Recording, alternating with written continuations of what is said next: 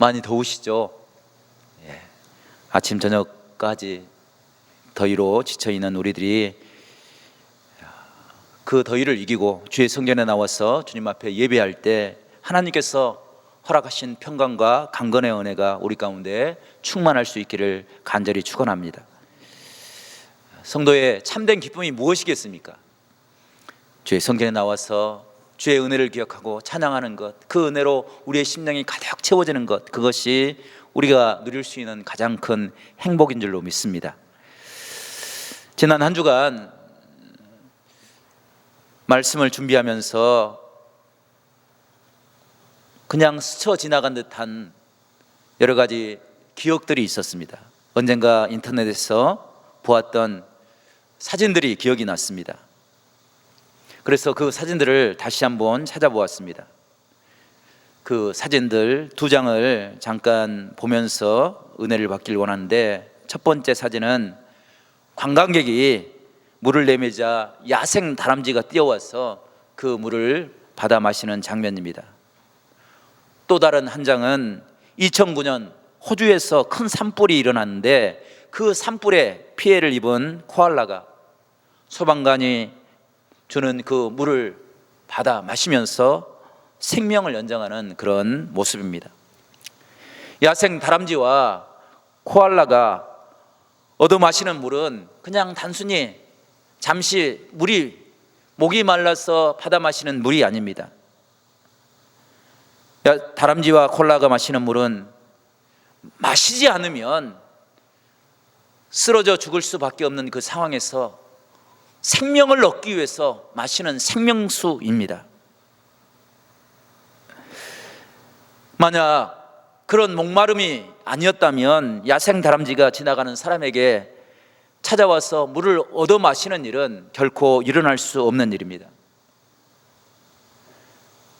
야생 다람쥐는 굉장히 예민한 동물입니다. 그래서 인기척이 나면 나무 위로 또 돌굴로 몸을 숨기며 도망칩니다. 불이 나서 생명의 위기를 맞이하지 않았다고 한다면 코알라는 결코 사람에게 다가오지 않았을 것입니다.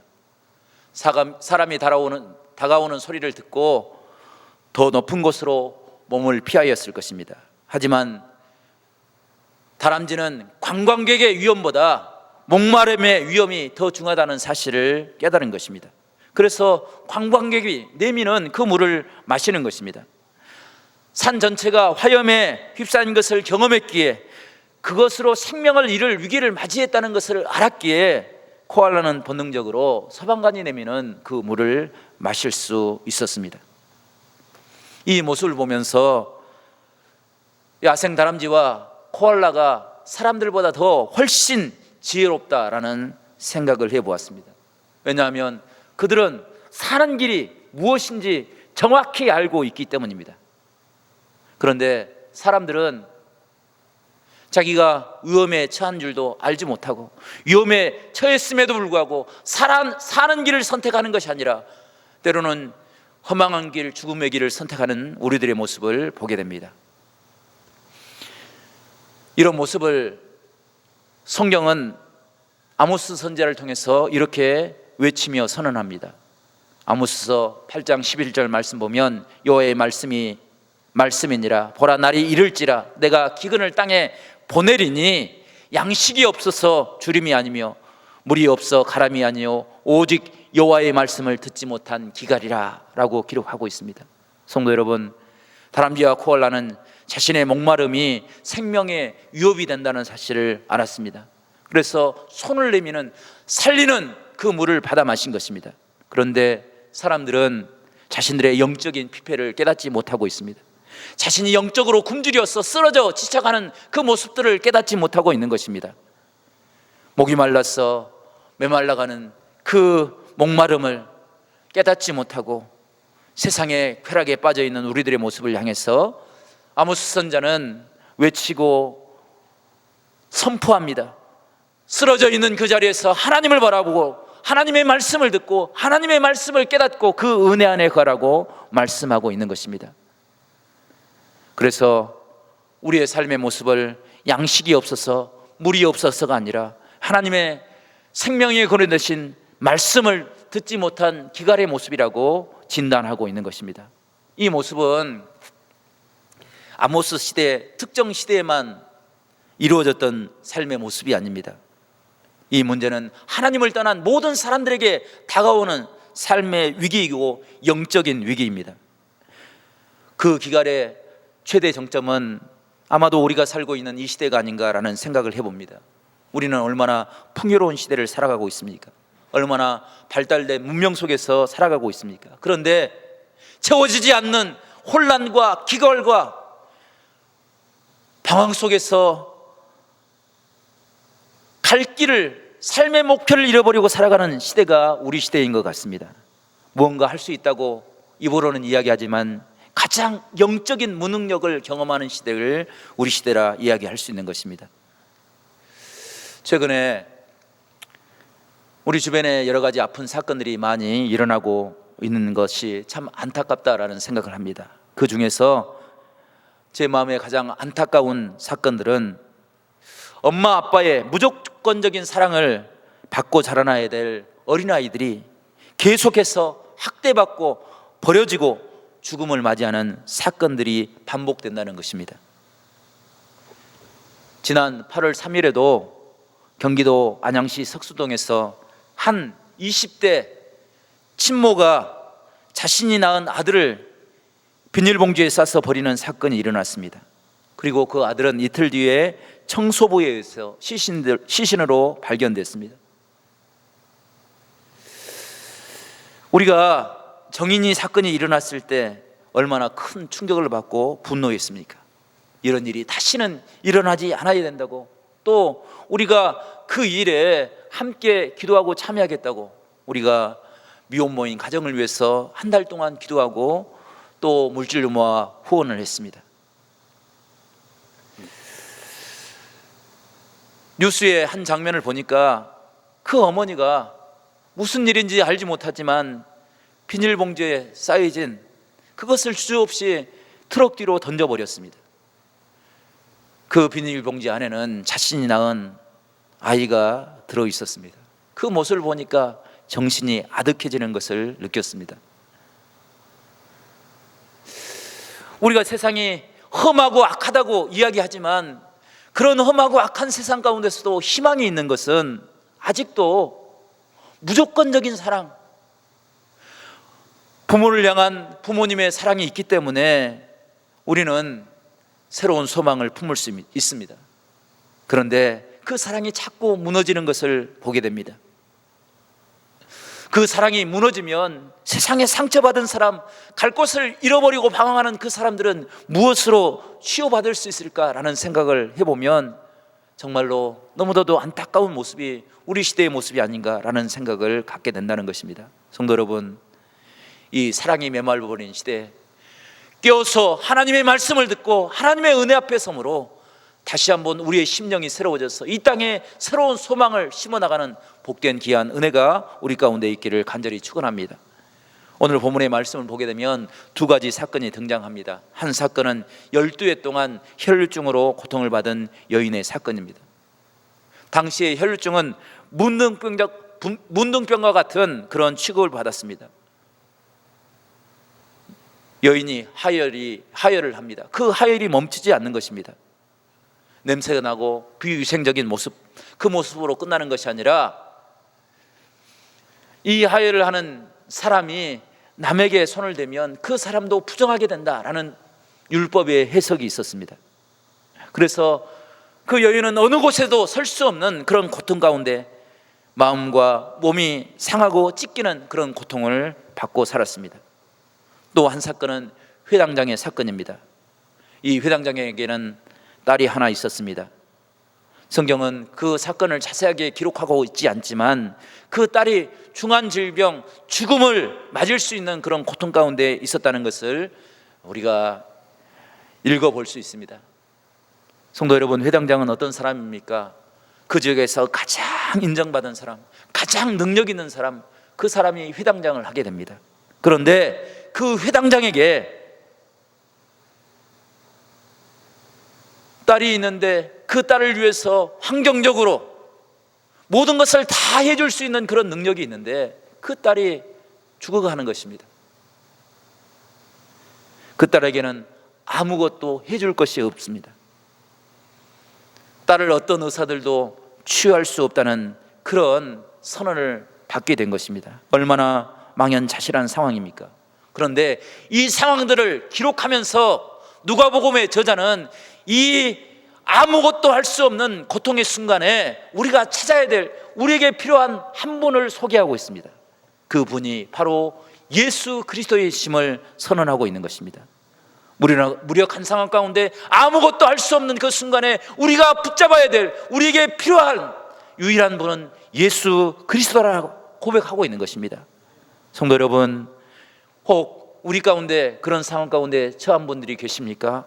주님을 찾고 주님을 만나고 주의 은혜로 회복되는 축복의 은혜가 우리 가운데 있기를 간절히 축원합니다. 우리의 무력감을 철저하게 고백하고 우리의 구원자가 되신 예수 그리스도의 은혜 앞에 엎드림으로 우리의 삶이 회복될 수 있는, 우리의 삶이 새롭게 변화될 수 있는 그런 아름다운 은혜가 있기를 간절히 축원합니다. 성도 여러분, 주님이 왜 우리에게 필요합니까? 우리가 왜 주님을 찾아야 됩니까? 오늘 주신 말씀을 묵상하면서 함께 은혜를 받기를 원하는데, 첫 번째, 우리가 주님을 반드시 찾아야 될, 주님이 우리에게 필요한 이유가 주님께서 우리에게 유일한 삶의 길이 되시기 때문입니다. 누가복음 8장을 읽어보게 되면 많은 사람들이 등장합니다. 그런데 그 사람들이 처한 상황들은 매우 곤란한 상황들입니다. 제자들이 풍랑 가운데서 죽음의 위기를 맞이하고 있습니다. 군대 귀신 들린 사람이 아무 옷도 입지 않고 공동묘지에서 자신의 몸을 상하고 찢기고 사람들에게 거부받고 있는 모습을 기록하고 있습니다. 그리고 혈루증 여인과 회당장의 상황들이 마치 인생의 종착역으로 달려가는 그런 삶의 모습처럼 보입니다. 특별히 혈루증 여인은 더욱 그러한 삶의 모습을 보이고 있습니다. 누가복음에서는 혈루증 여인에 대한 자세한 사항들을 기록하고 있지 않지만 마가복음 5장 25절부터 27절까지 말씀 보게 되면 그 상황이 이러했습니다. 12해를 혈루증으로 앓은 한 여자가 있어 많은 의사에게 많은 괴로움을 받았고 가진 것도 다 허비하였으되 아무 효험이 없고 도리어 더 중하던 차에 예수의 소문을 듣고 무리 가운데 끼어 뒤로 와서 그의 옷에 손을 대었다라고 기록하고 있습니다. 성도 여러분, 12년 동안 고통을 당하였습니다. 아픈 것, 그것도 큰 문제였지만 다른 사람들의 눈총이 너무나도 두렵고 떨렸습니다. 당신은 하나님께 버림받은 여인이라고, 하나님께조차 긍휼함을 받을 수 없는 여인이라고 사람들이 그를 정죄하였습니다. 그래서 고쳐보기 위해서 하지 않을 일이 없었습니다. 용한 의사들을 다 찾아갔습니다. 자신의 재산, 자신의 가정이 깨어지는 모습까지도 다 희생하고서라도 자신의 질병을 고치려고 노력했습니다. 그런데 그의 질병이 차도가 있는 것이 아니라 더욱 악화가 되었습니다. 그 모습은, 그 상황은 자포자기하는 그런 상황으로 치닫고 있었습니다. 그때 그 여인이 할 수 있었던 한마디는 이제 어떡하지? 내가 아무것도 할 수 없어서, 이제 내가 아무것도 붙잡을 수 없어서 나는 어떻게 해야 되나? 나는 어떡하지? 라고 한숨을 쉬는 것처럼 그렇게 고백하는 그런 상황이었습니다.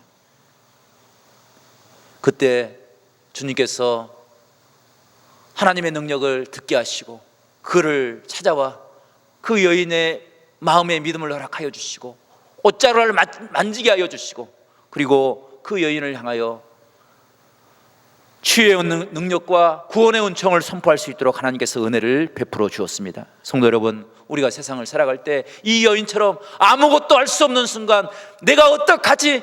나는 무엇을 해야 될지 그 외침을 하는 그 순간에 주님을 기억할 수 있는 복된 은혜가 우리 가운데 있기를 간절히 축원합니다. 하나님을 만남으로, 하나님을 기억함으로 그 은혜 안에 설 수 있는 복된 귀한 역사가 우리 가운데 있기를 간절히 바랍니다. 기독교 방송 중에 새롭게 하소서라는 그런 방송이 있습니다. 최근에 그 방송들을 함께 유튜브로 보면서 여러 가지 은혜를 받은 그런 일이 있었습니다. 그 간증 중에 이수영이라는 가수가 간증하는 그 모습을 보고 참 많은 도전을 받았습니다. 이 가수는 10살 때 아버지가 교통사고로 돌아가셨습니다.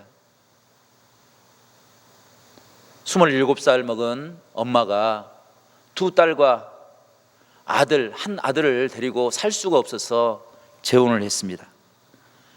계부 밑에서 자라게 되었습니다. 그 계부는 매우 까다로운 사람이었습니다. 그 생활이 얼마나 힘들고 어려웠겠습니까? 그런데 또 얼마 지나지 않아서 아버지와 똑같이 어머니가 교통사고로 돌아가시고 말았습니다. 교통사고의 그 트라우마, 그 고통이 얼마나 크고 놀라웠는지, 도로의 길을 걸어갈 수 없을 만큼 그런 두려움을 가졌습니다. 20대 어린 시절 계부와 함께 살 수 없어서 소녀 가장이 되어서 가수의 길을 걷게 되었습니다. 어린 시절 이수영의 꿈은 가수였습니다. 하지만 그가 하나님을 만나고 하나님을 찬양하는 그 경험을 통해서 그는 내 목소리조차도 하나님의 것이라고, 내 목소리를 가지고 세상을 노래하는 것이 아니라 하나님을 찬양해야 된다고, 그런 믿음을 가지고 가수를 포기했던 순수한 믿음을 가지고 있었던 사람이었습니다. 하나님이 너무 좋아서 고3 때 모두가 다 공부해야 되는 그때에 하나님의 말씀을 전해서 300여 명이나 되는 친구들을 전도했던 그런 열정을 가진 믿음의 소녀였습니다. 그런 믿음을 가진 소녀가 어쩔 수 없는 상황에 가수의 길을 걷게 되었습니다. 정말 피나는 노력을 했습니다. 그래서 승승장구에서 2003년 MBC 10대 가수 인기 가수상을 받게 되었습니다. 2004년 골든디스크 상을 받게 되었습니다. 많은 부와 명성과 명예를 얻게 되었습니다. 그런데 그것으로 그렇게 화려한 삶을 걸어갈 수 있었다고 한다면 그의 인생은 하나님의 품으로 돌아올 수 없었을 것입니다. 그에게 여러 가지 어려움이 닥쳐왔습니다. 기획사와 갈등, 그리고 그 기획사와 결별을 통해서 친척과 기획사를 만들어 운영했습니다. 그런데 어느 날 그의 집에 두 사람의 젊은 사람이 찾아왔습니다. 문을 들이렀습니다. 그리고 집에 들어와서 모든 가구에 딱지, 차압을 붙였습니다.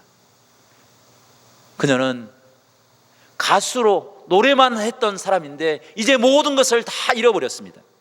그때 이수영이 했던 말이 나는 어떡하지? 라는 말이었습니다. 그리고 아무것도 할 수 없었기에 그는 수없이 많은 자살 시도와 자해를 행했습니다. 살아갈 수 없기에, 살아갈 수 있는 힘이 없기에 그는 날마다 포기하고 절망하고 좌절하는 삶을 살았습니다. 그런데 그 절망하는 순간에 한 친구가 전화를 걸어왔습니다. 그날이 수요일이었는데 수요일 저녁 예배에 함께 참여하자고.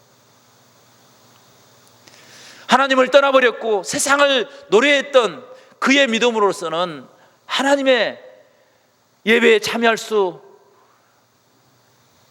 그런 염치가 없었습니다. 그런데 친구의 권유를 통해서 예배하는 그 순간 하나님께서 찾아왔습니다. 그리고 눈물로 회개하였습니다. 하나님의 음성을 듣겠습니다. 지금도 너를 기억하고 너를 기다렸다고 하나님의 음성을 들었습니다. 나는 어떡하지? 라는 그 한탄 섞인 그 어려움의 시간을 하나님의 음성으로 이겨낼 수 있었습니다.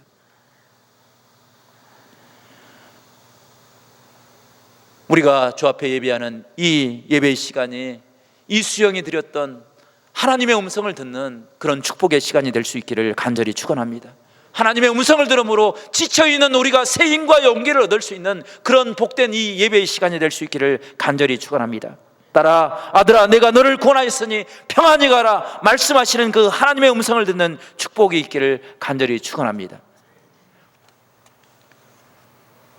또 한 가지는 우리가 예수님이 필요한 이유는 죽음의 절망에서도 우리를 향해서 부활을 선포하시는 하나님의 은혜가 있기 때문입니다. 세상의 가장 큰 절망은 죽음입니다. 죽음이 가장 큰 두려움입니다. 그런데 회당장의 딸, 그 딸이 죽어가는 그 순간에 주님께서 찾아와 그를 향해 말씀하십니다. 믿기만 하라, 그리하면 살아나리라. 이 말은 물론 그 순간의 기적을 이야기한 것입니다. 하지만 우리가 성경을 자세히 읽어보면 주님께서 그 선포하시는 말씀은 내가 부활이요 생명이다, 길이다 선포하시는 하나님의 음성입니다. 절망의 순간에 찾아오셔서 우리에게 길이 되어주시고 생명이 되어주시고 부활의 은총을 베풀어 주시는 은혜의 하나님을 우리에게 말씀하고 있는 것입니다.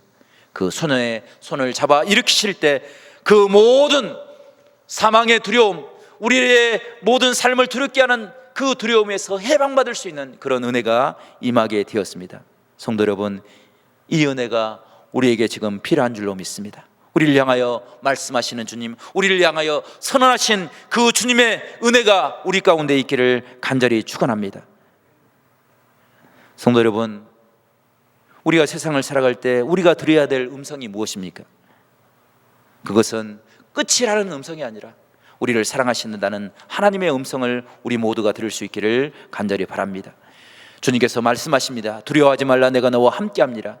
내가 너를 구속하였고 너를 지명하여 불렀다. 너는 내 것이라 말씀하십니다. 내가 너를 사랑함으로 너를 붙들어 주리라 말씀하십니다. 그 은혜를 우리 모두가 회복하며 살 수 있기를 간절히 바랍니다. 복음성가 중에 이런 찬양이 있습니다. 그들은 모두 주가 필요해. 우리가 세상을 살아갈 때 매일 스쳐가는 사람들의 모습, 그 공허한 사람들, 무언가로 자신의 마음을 채우지 못하고 방황하는 그 사람들 향해 복음성가는 우리에게 찬양합니다. 그 사람들처럼 살아가는 우리에게 주님이 지금 필요하다고 선언하고 있는 것입니다. 가사를 잠시 살펴보면 가사의 내용이 이러합니다.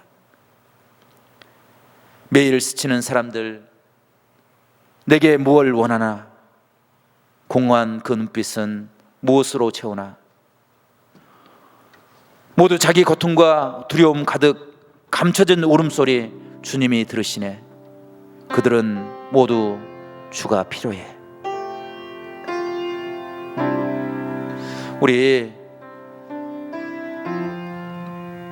우리를 사랑하신 그 주님을 기억함으로 우리가 주의 은혜를 찬양하는 복된 시간이 될 수 있기를 간절히 바랍니다.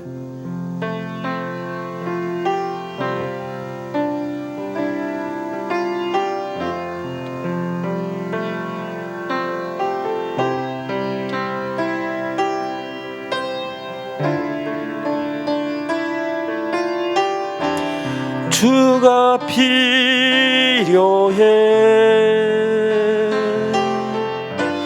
깨지고 상한 마음 주가 여시네.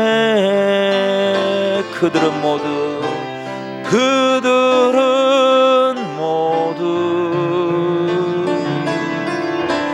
주가 필요해.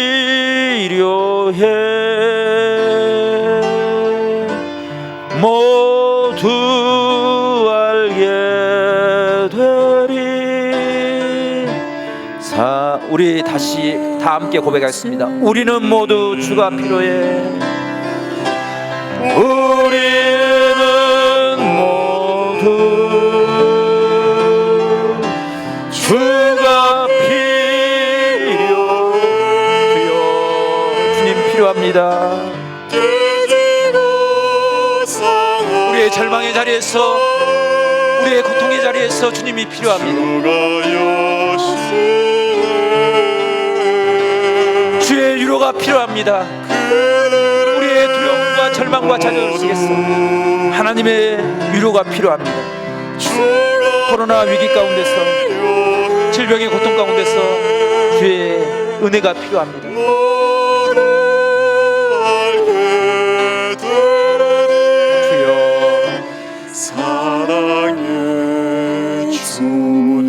아멘. 이 시간 우리 함께 3분만 함께 기도했으면 좋겠습니다. 하나님, 우리가 여러 가지 힘들고 어려운 가운데 있습니다. 그 위기가 절망이 아니라 끝이 아니라 주님이 필요한 시기인 줄로 믿습니다. 하나님, 우리에게 위로하여 주시옵소서.